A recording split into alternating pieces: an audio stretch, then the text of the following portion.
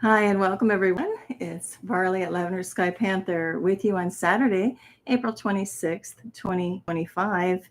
And pardon the delay if you were going to join in. And at 5, we had to shift it to 6. We meaning me, things came up and it was just clear I needed to shift it by an hour. So hopefully that didn't inconvenience anybody. Welcome whether you're new or returning to this channel and whether you're live or catching this on the replay. So as always, I never know quite what's going to come up with each live. I really wasn't sure if I should, even do it now as always, but there were a few things that kept coming up for this one. So a lot about electricity and currents, and then that morphed into some other things with crystals and then electricity, and stuff was really kind of morphing all over the place. It was rather unusual how the content for today wanted to come through. So I will say this. First off, how things were working with giving me the imagery of what to talk about. I started hearing, AC/DC, and not the band, the musical group, but that stands for alternating current and direct current. And so that was the first, electrical piece coming through. Then there was something about, batteries, and not just batteries, but the storage of them. I have tape because I don't want to promote a company, but the copper element, that became important. Then other things were coming through. Oh, I don't have my crystal. Oops, that was a crystal. Or that was a battery. I don't have my crystal example I wanted right here handy was quartz, but we'll just pretend this is quartz. It's selenite. Quartz really started coming through. Colored green, olive green in particular, was coming through.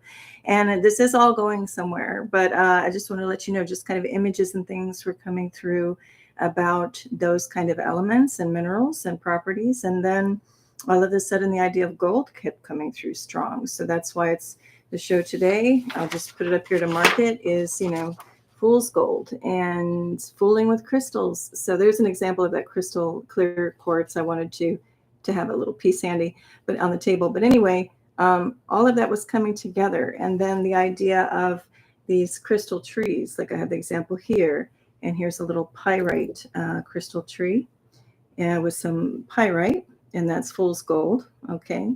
And how the wires are turned and twisted matters when we're talking about power combining with crystals. So I'm just giving you smatterings and ideas and impressions that were coming as I was, forming the ideas of the show. And we're going to get into some fun stuff if you want to stick around for it. Also, as always, feel free, if anybody hops in the chat, to bring up any other topics. They can tie in directly to whatever I'm talking about, whatever's coming through. This is also a very intuitive process. Consider this like one wild kind of card reading without the cards and something, whatever needs to come up for the collective, or just a piece or a hint of one that might inspire you to kind of go down a path to do some research. Might mean something to you. Okay. Anyway, getting back to it. So the first thing that came up with other imageries, so the electricity and something tying with earth and crystals and all kinds of things, then pyrite, and then peacock ore came to mind because peacock ore has a lot of copper in it. There's a little image of that. And I'll give some details. Actually, let me find the better. There's a more colorful side. Call it peacock ore because it's got violets, blues, all kinds of colors in there. Anyway, let's see, and copper color. But anyway, those, minerals, elements, crystals started coming to mind. So of course, pyrite started coming in strong, and the idea of fool's gold. There's a lot that I'm going to tie this into. I probably will wander around and just kind of hit little points here and there. Again, nothing is meant to be an intensive deep dive on any of this, but just kind of a cursory overview of covering little elements. So even just like one word I say might inspire something in you, or be a key or a piece of a puzzle that you're trying to solve, so to speak, that might be helpful. Anyway, let's see. So pyrite came to mind too, fool's gold. And then also images before I even got the idea of pyrite and talking about fool's gold was pirates. Something said to get out the pirate hat and, jacket. And I'm like, why? And I realized why, because then came in the word pyrite. So not pirate, but pyrite. And then it's funny because both are very similar in that they do involve what? The hunting for gold, the obsessive, worshiping of golden treasure, so to speak. You know, got the old little, you know, doubloons from the past and the pirate treasure, you know, so much to do with gold.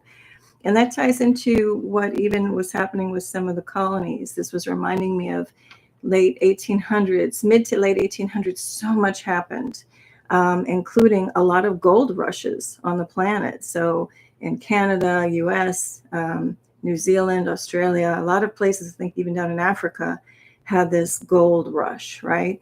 Now it's said, and I have some details that kind of save screenshots on my device I'll bring up, that part of the, let's say, a tool or a gimmick to lure people from Europe over to the New World in the US was like in Jamestown to say, oh, we have gold, and create a buzz of a gold rush, when in reality, they just found, you know, pyrite, and especially along the Potomac River shores, there was a lot of pyrite. So supposedly there was a metallurgist on some of these ships, and so they knew the difference between real gold and fool's gold. But apparently they shipped a lot of it back overseas, and also along with some quartz and other things like fake diamonds, just to try to help get more investment from whatever rulers were over there at the time to, you know, fund their efforts to keep fueling the colonies, right? And having colonies forming and starting successfully when the number of people who didn't die outweighed the ones that died off, right? Or somehow, you know, mysteriously something happened.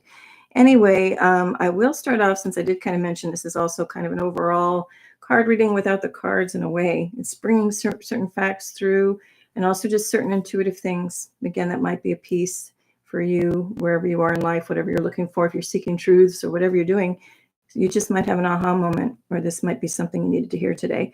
So I pulled a card from the Daily Crystal Inspiration deck, and it's pyrite. I pulled it on purpose intentionally to read it. So it just says, let the money flow in. Okay, so that's just a message on that card. Now, they're saying specifically money. So of course, you know, more power to you if you need money or want the flow to come in.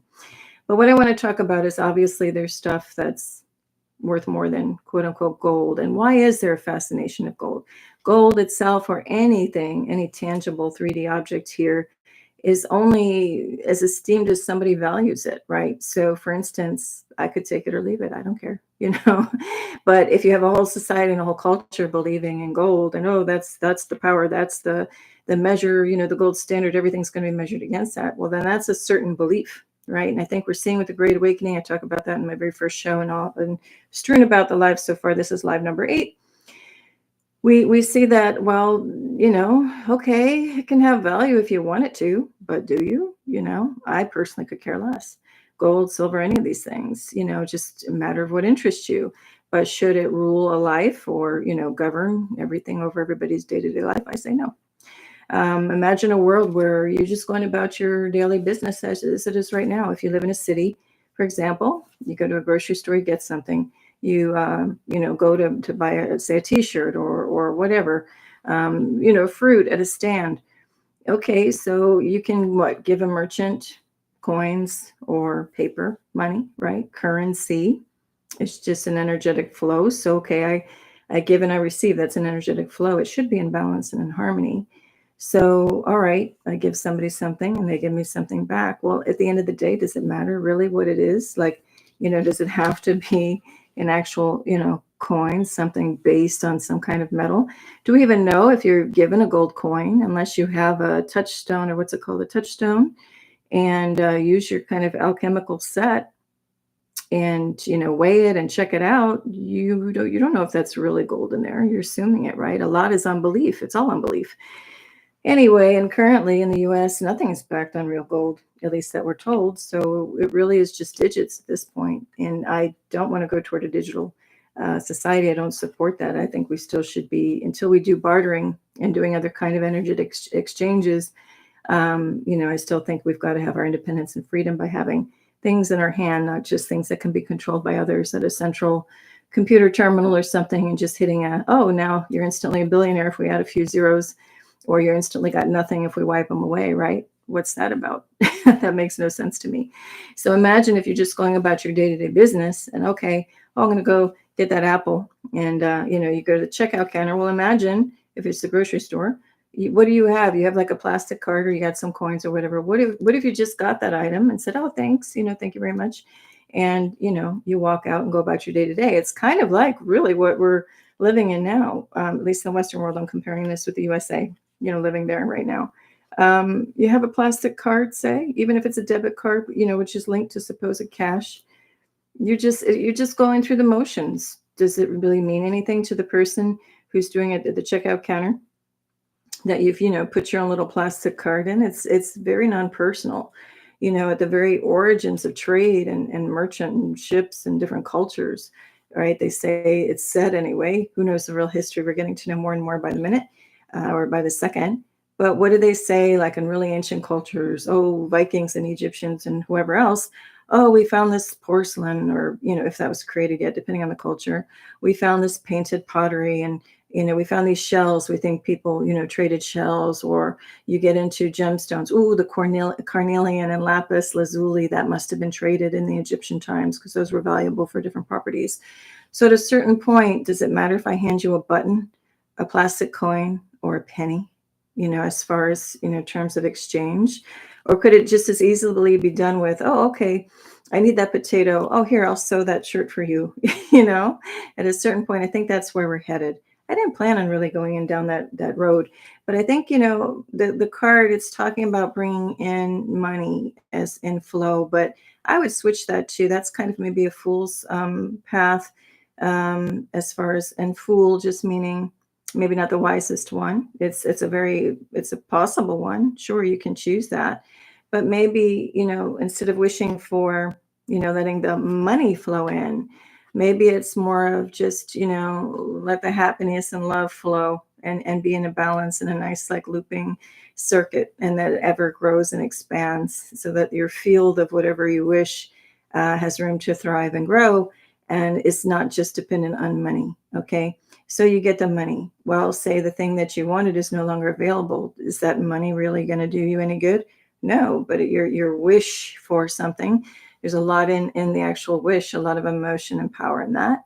And then maybe just, wishing for the best and highest good for yourself and everyone involved. Say you get that thing, but then you have an accident in it and your life ended. So was it a good idea to really want that thing? That kind of thing. Just wish for the highest and best for all, and then let that flow in, is another way to look at it.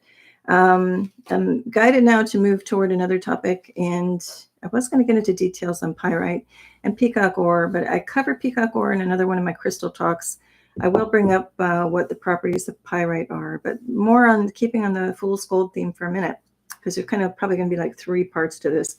Talking about the fool's gold, talking about being very respectful with crystal power, and I'll get into that, a very fun example there. And also some sky examples of some craft that I've noticed around the quote unquote sun, and that ties in with fool's gold. Because if you ask any child, or even yourself, pick some colors and draw the sun. Most of us inherently will pick yellow or gold to draw the sun.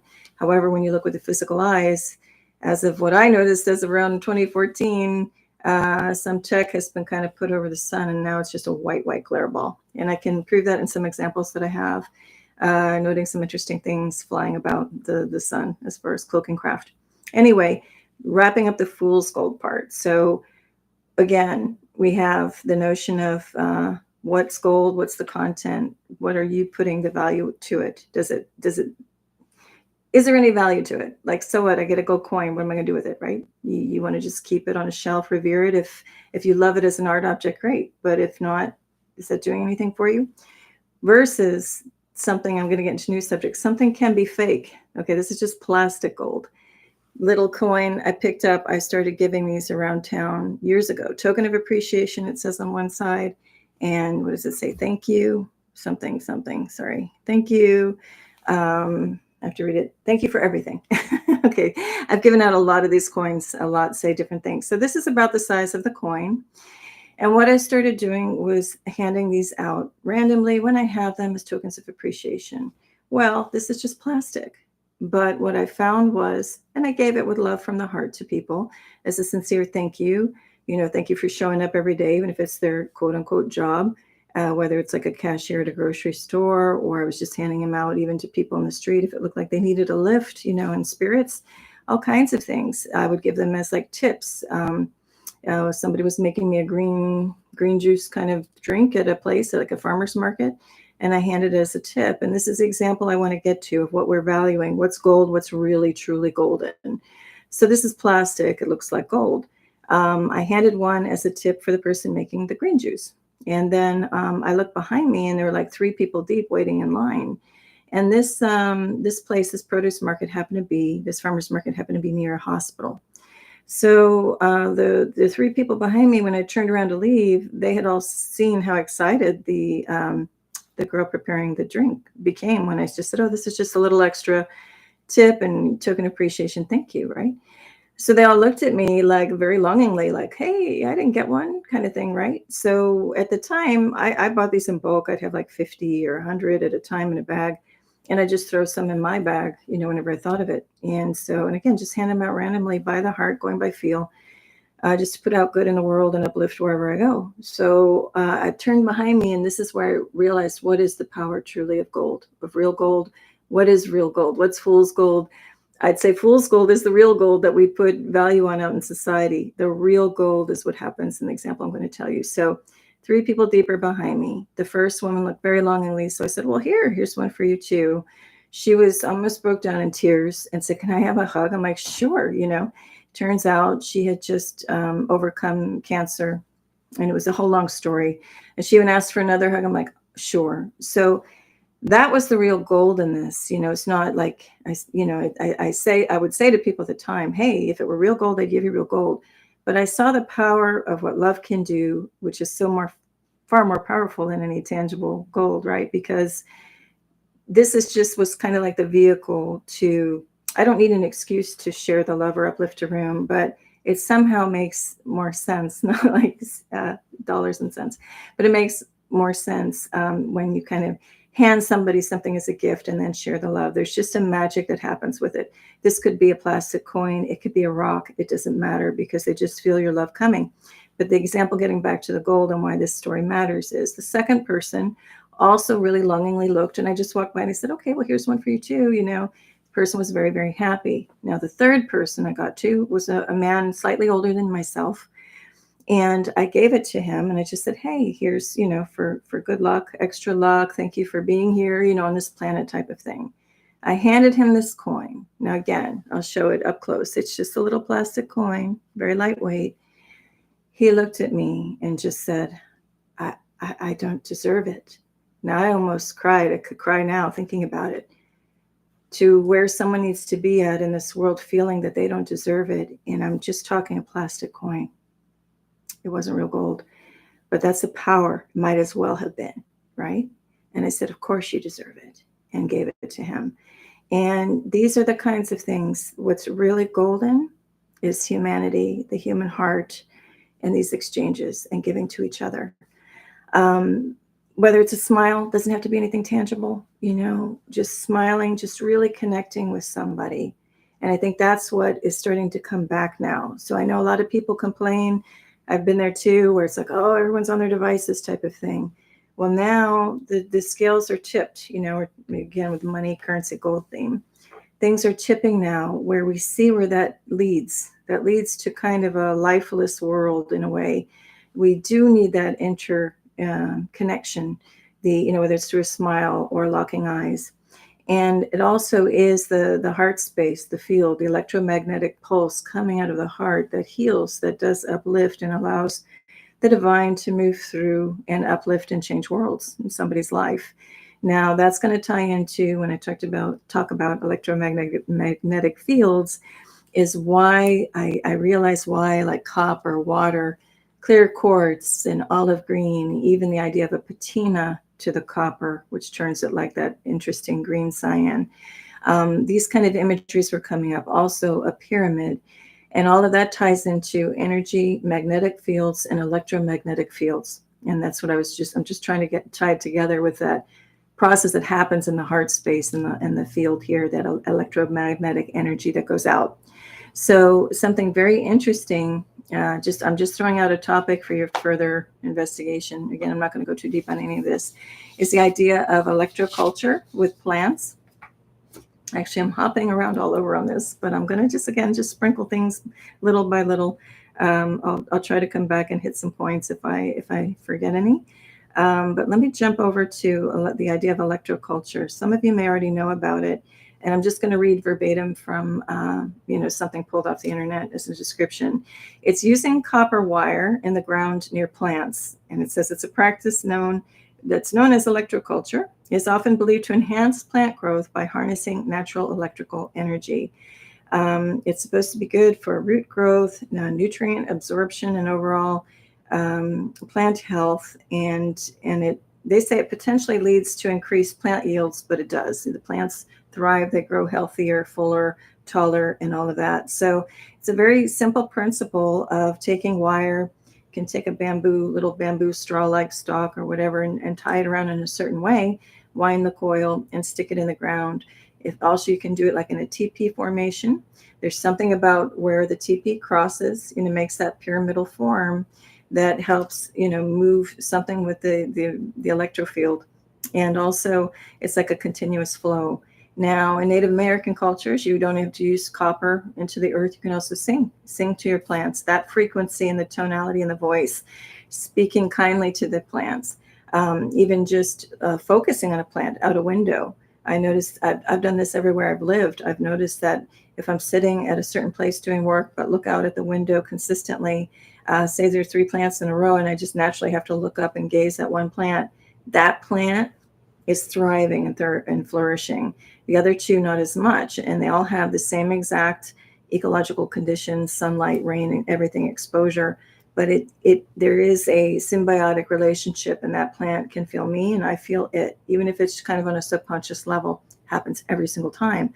So you might notice that too in your world, right? But anyway, that's just the power of, again, electromagnetic frequency and electrofrequency. Now, in talking about electroculture with the plants, there's also a thing called cloud busting, where you take copper tubes, large copper tubes, maybe 6 feet tall or whatever. There's a specific order and way to make that happen. I was going to create one myself, and then I abandoned the project, but there's plenty of stuff on YouTube and all around on how to do it. I think you anchor it into rock, maybe sand, and I don't know, granite flex, something. You're basically creating like a organite and putting pipes in it and standing it in a bucket or whatever. And again, it's that TP form. And when you collect that energy and harness it, it does have, it generates an electro or magnetic field, which really does impact your environment. So whether it's the plants or even the clouds above. And so I'm bringing that up too. I know this is, I'm just going intuitively where I'm led on this. I have so many points to talk about, and it's hard to kind of bring them in a cohesive order way. So that's why I just say, if you bear with me, I'm just going to like sprinkle things out, and you'll know if it's something that, you needed to hear today or not. But bringing about the pyramidal form, what do we do when I'm going to try to do it so you can see? Let's do it this way. When we pray, right? If you pray, you put your hands together. What are you doing? You're creating kind of like, sorry, this is hard for me to do mirrored, but that's a symbol for prayer. You're bringing focus and you're bringing energy, to a point, because you're either channeling it up, for something to hear you, or you're creating a point for it to like come back down, right? For answers to come back. But mainly it's the sending out, like, hear me, right? You're making that inherent TP. Well, there's a fascinating, I'm jumping around, but this does tie into a pyramid and power and harnessing things. There's something on YouTube that I saw first on YouTube channel, Marina Jacobi, the harmonic reactor. And it's on her Twitter. I'll put a link below. At first, I wasn't going to put it because the knowledge in here is pretty amazing. There's a gentleman, and I didn't see it reference the source of this original video, but I'm going to show you a picture, and I'll put the link below. But there's this gentleman over here, and he's just taking a simple little quartz crystal about the, yay high. I showed one that I had on a previous show. And he had he did an experiment. He had a 30-foot tall pyramid, and he wrapped some coil actually up here. You see it. He went counterclockwise, and he put some little extensions on it at one point. And he put this thing, at the top of the pyramid. He had this coil, put it at the very top, 30 feet up. Then he made a grounding plate at the bottom. He went down the stairs or whatever it was, down to the bottom. And at the earth, he got quarter-inch plywood. He put some staples to the ground in there, and he put a cord. That's plan view. He did another like coil. He wrapped around and put down on this plate. Then he said, and I'll show the video clip, but he said he doesn't know why he knows these things. And obviously it's just intuitive. He was, using his intuition. He just said, just sometimes he just knows things. He just knows. So something told him to not use nylon cord or anything, had to be sheep's wool. And so his story goes, and I'll give you the video link, but he went up and put sheep's wool on the end of this thing, wrapped it around, I think, a pure quartz crystal, not even a big one, wrapped it around and had it dangling down. Well, it didn't reach all the way down. So he came down the ladder, whatever it was, the stairs, and then he went to go grab from the top of the pyramid, the strings hanging. So he went to go grab the wool string, but it wasn't, he went to go grab it because he thought, oh, I got to connect it to this plate. It's got to touch, because so far that the thread was just dangling. So the moment he went to touch the thread, it kicked him, it blew him back 20 feet. So he wasn't grounded, and he became the grounding. But that just shows the power of crystals. That's why I put it in my little description. We're going to talk about respecting crystals and the power of crystals, because he took something. And again, I can't believe I don't have my little crystal example, my little clear quartz. But you've seen it on another show. I wear it around my neck. Anyway, maybe something, just the tip of the selenite, will pretend is clear quartz. He took something maybe just the size of your thumb, and with the wires, and it had the power to blow him, 20 feet across the room. And I think he was just under 200 pounds, of a man, can blow you over. And so that just also reminds me of pyramid and the power that, he was harnessing the power at the top of it. The whole thing about now, new information's coming out about the pyramids, the Great Pyramid of Giza, and what's really underneath and all of this. And my intuition on that was, okay, good, some truth is coming up. And of course, it wasn't a king's burial. It's a massive generator of electricity of some type. And then back in the day, there was water, like a current. There would have been water involved. And again, it goes back to my initial points of doing the show. It was something about clear quartz, copper, water, olive green, the color, patina of copper, pyramid. Those were just things that were kind of coming around. And of course, then the fool's gold topic is kind of slightly separate. But the thing is that, also gold, actually its own property too, is a matter of what's a good conductor or semiconductor. So gold is a conductor, and then the fool's gold is said to be a really good semiconductor, I think. So anyway, again, looking at the electrical properties of these things. But anyway, so when I saw the first images of the pyramid anew, now that they're saying, oh, look at this structure, we did underground penetrating radar and this and that. I'm sorry, I just got an instinctual hit, like that's not really what's going on underneath.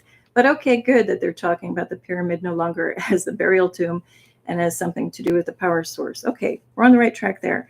But the reason why I say I'm not buying the imagery that they're showing for what's under the pyramid is it's just massive overkill for, again, illustrating the point with just a very small crystal and putting things together in a precise way. You can generate infinite power. You don't need a massive structure with massive cylinders below it. Now, maybe the principles are true underneath that pyramid. We talk about here with the cover of the show. I've got, see those little coils at the bottom, the way they're wound up with electric. And I'm not claiming to know everything about electricity and how it works, but I'm just going to throw this out there because it's just, again, an intuitive hit of things I've been observing, things that are coming to mind right now about it, is that when you have, I've talked about it before, when you have power lines, again, my world, it's going to be referencing the Western world, United States. Okay, so if you have the above ground power lines, you've got the high wire with the high voltage, and then you got a couple other lines that are stepping down. There's a transformer box that steps down the power. So now you're taking in a whole lot of power, but making it in like bite-sized, manageable parts, magnitude, for houses to use usefully and whatnot. It's kind of like if you just receive all this information from the divine, if you're channeling something in, we're kind of that transformer conductor. You got to now process it and then push it out in a way that makes sense, right? So that's what a lot of channelers, intuitives are trying to do as they just do what they're doing, right? And that's kind of what's happening now too. I've got like all this sea of information, and I'm like, oh, let's like bring it down into something that's useful, right? So, but in that process, you use wires. So there's a way that you wind the wires, and the number of turns matters, and it matters if it's clockwise or counterclockwise. So I was going to get into detail on that, but I think I'll leave that alone for now. Just reminds me too of like these little crystal trees, how things, the direction of the wire, how many turns you turn it in conjunction with the crystal. It matters. So just if you're doing any jewelry, say you do wrapping of wire around jewelry, around crystals, you might want to be extra mindful of that, because there is something that happens in a physical way when, depending on the number of turns and how you're treating the wire as it touches the crystal.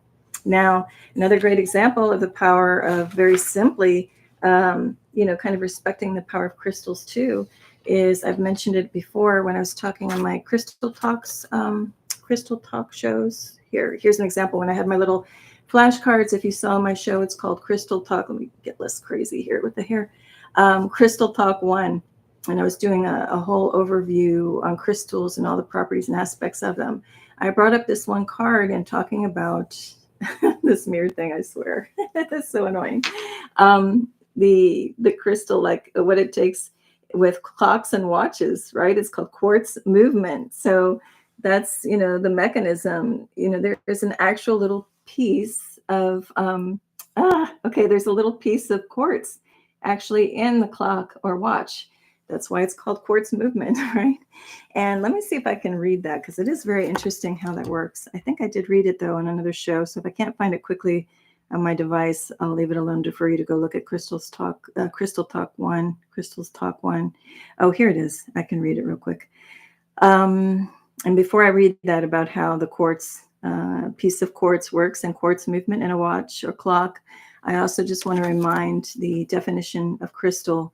Comes from crystallos, from Greek, meaning frost, like the ice pattern of frost. But for me, it's like you put Christ and Al together, which is the Christ or Christ consciousness, the Christ, and Al is, is the God part. So it's kind of two in one. But above all, for me, it is a living organism. It's a life force, a crystal, and as evidenced by the power that it generates, right? It's almost like a human heart of the nature world. So anyhow, let me read how the quartz watch and that movement works with the quartz, and then we'll continue on. And okay, it says quartz, this is just coming off the internet, a summary. So it seems to be more or less correct. Obviously, fact check or go on and search on your own too if any of this that I'm going to read makes sense or, inspires you further to go look anything else up. But it says a quartz watch uses a battery to power a quartz crystal, which vibrates at a precise frequency when electricity is applied. This vibration is counted by a circuit, which then generates regular electrical pulses to drive a stepping motor, ultimately moving the watch hands. The battery provides the energy, the crystal regulates the time, and the circuit translates the crystal's vibrations into mechanical movement. And so that goes back to also understanding the difference with all this that I'm talking about between AC and DC, alternating current and direct current. But here it says, here's a little more information. Battery and circuit. A battery provides electricity to the watch's electronic circuit board. Quartz crystal. The circuit energizes a tiny, precisely cut quartz or crystal. Vibration. The quartz crystal, due to its piezoelectric property, vibrates at a specific frequency, typically 32.768 times per second when electricity is applied. And then you've got frequency division, and it goes on and on, talking about depending on high frequency, other type of modulating frequencies. So anyway, that's a little bit about that. I don't want to go too far. It's a little farther than I wanted to go. But anyhow, let's go and jump now before I leave the kind of fool's gold topic. Let's go and see what actually is the properties of pyrite. The history on the fool's gold is very interesting too, especially if you look up what the colonies used to lure people via, the idea and concepts of gold rushes and whatnot to get them to come in. I thought that was very interesting about sending ships of fool's gold, even though they probably knew it was fake, just to like drum up business and get more funding to fund their future expeditions back over to the New World. Okay, so here's another just quick thing on pyrite. Mineral pyrite we know, okay, if it's fool's gold, it's a yellow mineral resembling gold, but it's made of iron and sulfur. And it's commonly found in rocks, can be mistaken for gold, of course, if you're not really familiar with it. They, let's see, yeah, and they're saying that fool's gold, the term was brought about because of the gold rushes and people thinking, oh, eureka, I found gold, but really, you know, it was fool's, it was fake gold. Let's see. So, of course, there's metaphorical, you know, uses of the term. It's used to describe something that appears valuable, but is ultimately worthless or deceptive. And they say some examples of that use of that term is investments that seem promising but crash, overvalued assets, schemes that promise high returns but fail to deliver, and anything that is flashy but ultimately of little or no value. Okay, so we did kind of cover some of that earlier on. So now I think what we'll do is move on into looking at some of the things that I found around the sky, around the sun, sorry, rather. Let me just double check something here. Yeah, we'll do that. Okay, so I'll go with the most recent example. I did post it on the community page not long ago. And again, the reason why I'm showing these two is the idea of the sun and it's being artificial. To me, that would be kind of my term, actually, ironically, maybe not ironically, but my term for the sun these days is kind of like fool's gold because it's supposed to be a golden sun, but it's white most of the time. And again, I do attribute that to artificial tech up there interfering with our true view of the organic and original sun beyond. But anyway, here's what I'm going to refer to on what I posted recently. And so let me do this if I can. You know what? I'm going to blow out the candle. Okay. So here is the recent post. And so I see this scene over here. Again, a white glaring quote unquote sun. But then I do see like a large triangular craft here. But what got my special attention was looking around the perimeter of the supposed sun. And just I started to see triangular shapes down below it, you know, and I just applied a little bit of enhancement to the existing photo, just upping or lowering contrast, brightness, color saturation. That's about it. And then things start to pop in the photos as I talk about on other shows. So then as we look in the enhancement progression, sorry, I'm trying to get there at the right place. Enhancement progression now, we start to see actual triangular shapes. A little more enhancement, and these become actual triangles with hard, you know, right angled edges.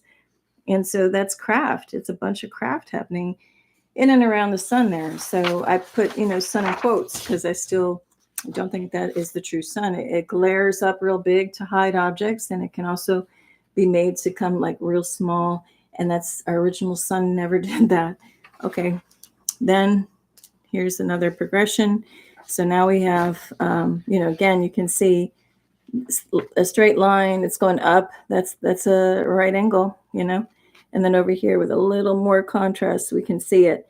And this even looks like it has a parallel line coming across. That could be weaponry or God knows what. But I just know that that's not normal activity happening around the quote-unquote sun. And I don't see that every day either after watching and observing the skies very carefully and closely for over 5 years. So anyway, that's one type of craft happening in and around the quote-unquote sun. Then on much earlier shows, I'll show this example where there are little craft flying very fast. I had to stop the video feed very carefully, go frame by frame, slow everything down quite a lot to find it. But here's, okay, the quote-unquote sun. This is a very tall rainbow eucalyptus tree, probably, well, I don't know, like 80 feet, 100 feet tall.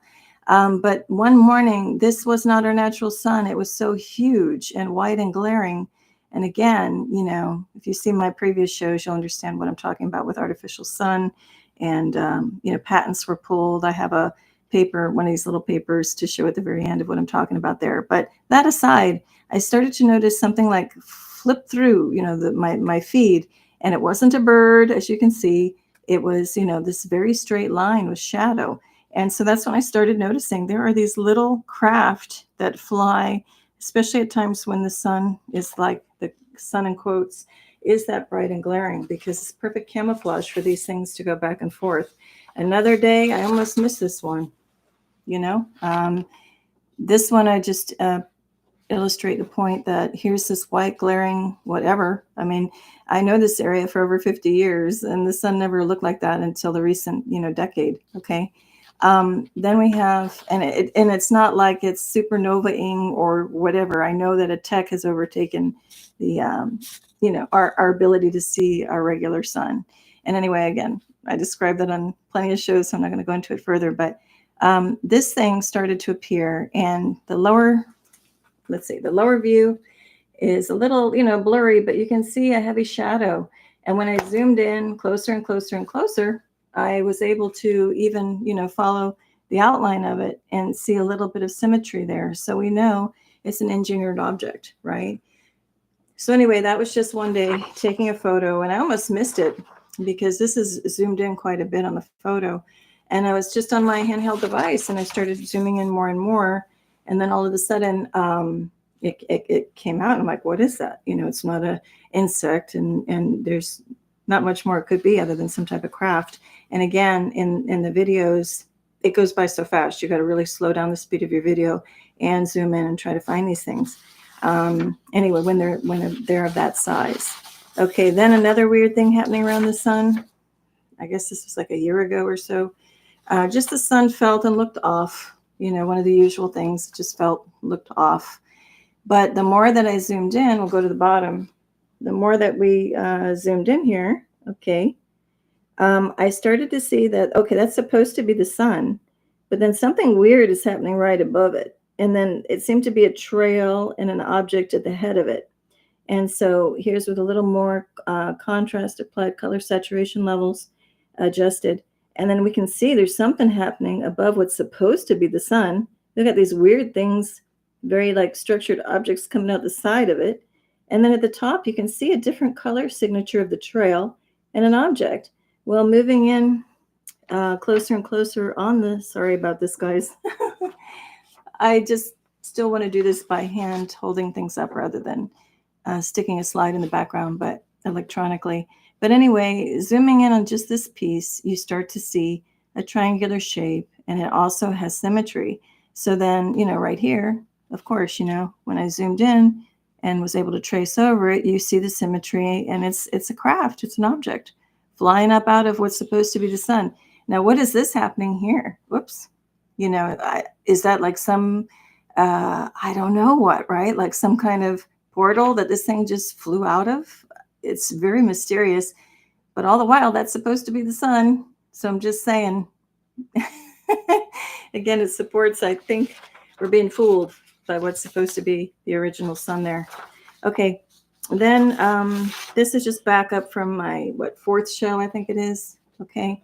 And this is why I even started the channel. One of the reasons is that the skies were looking strange, and also the sun. And this was the example that one day coming out of a grocery store, I looked up and saw this. Actually, this is a better example right there. I looked it up and I saw what looked like studio lights.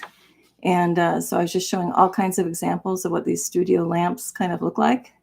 And then I found the actual one of a patent in the US that is describing, and it's called a sun simulator or solar simulator, and a patent pulled back in 1960s. And look at the bottom here, that's those four lenses is what I think I was seeing in the sky that day, looking up. So anyway, really weird stuff. I just down here threw an astrolabe next to it just for fun because it kind of showed the same pattern. And then one day cutting the grass, I looked up and I saw a distinct object separate from what was supposed to be the sun. So we know something's going on up and around the sun. Many things, actually, not just one thing. That was looking to the north, I remember. Now looking to the east on a sunrise, I noticed yet again, separate object, not the sun. There's glare and big shine coming from the back, so that's not this source doing it. And then we also have shadowy, strange patterns. For me, was showing tech. Some kind of tech is happening beyond. Anyway, that's all for those examples. As far as the idea of a second sun, this was also, I think, in that same show. Here, I'll move this tree. That was also happening. This is references to all different YouTubers at the time that were noticing, separate object from the sun. Same thing over here. It's two objects, second object. And, other telescopes were picking it up too.